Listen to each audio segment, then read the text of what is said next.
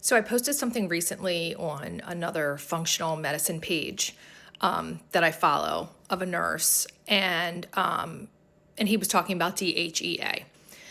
I think that on this side of the world, our doctors don't believe in DHEA. And I know this because I'm one of the people where they look at me like I'm crazy when I say I take DHEA. Now, I will say doctors don't react as badly now as what they used to. They used to look at me like, you must be nuts.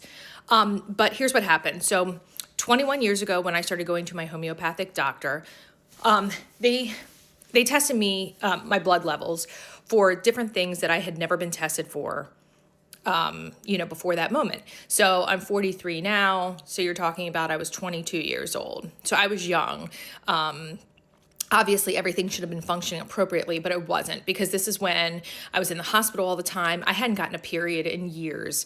And one of the levels they tested me for was DHEA. So DHEA is one of the main hormones produced in your adrenal glands.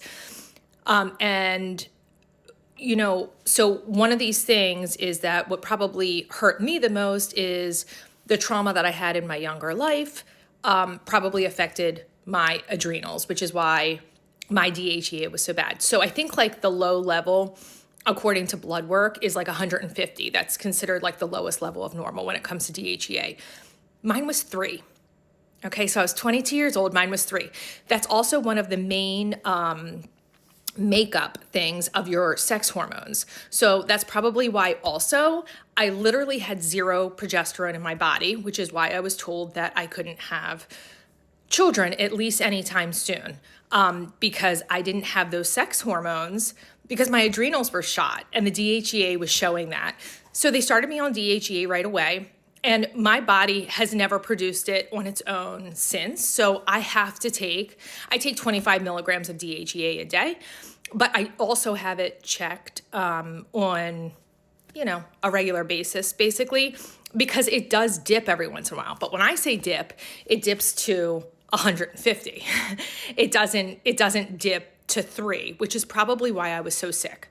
So here's the deal. People with Crohn's disease, especially any chronic inflammatory processes, tend to have low DHEA because this influences the disease process. Now, I will tell you, I looked up some studies just because I was curious before I even posted this. Look, I know what DHEA can do for you, but I was curious if they had done any studies. And some of the studies showed that after taking DHEA for like 8 to 10 weeks, like one study showed that 6 out of 7 people with Crohn's disease went into remission. I mean, that says a lot. So DHEA has anti-inflammatory properties. And so this really isn't just for Crohn's disease. This is for anybody who has disease processes going on. So you are more likely to have disease processes if you have a low DHEA. So I highly recommend getting it checked. DHEA is so easy to buy and take now. But again, you want to check with your doctor and you want to be monitored. But trust me on this, DHEA is a huge thing that you want to pay attention to.